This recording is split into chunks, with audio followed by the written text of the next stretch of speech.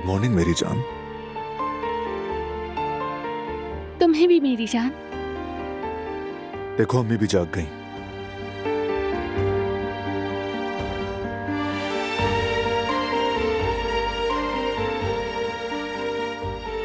Good morning कह रही है तुम्हें। गुड मॉर्निंग बेटा।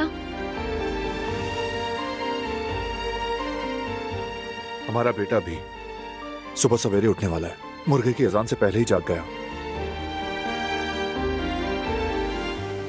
मीरान तुम जाग गए हो? तुम्हारे बाबा ने ख्याल रखा तुम्हारा? बाबा की चुगली लगाना अब इतना भी आसान काम नहीं है बेटे। शायद मेरे सामने तुम लोग खुलकर बात ना कर पाओ, इसीलिए मैं अब चलता हूं। मैं रेडी होने जा रहा हूं। कुछ कहना है तुम्हें? तुम फ्रेश होकर आ जाओ तो मीरान को देख लेना, मुझे भी शॉवर लेना है। ठीक है।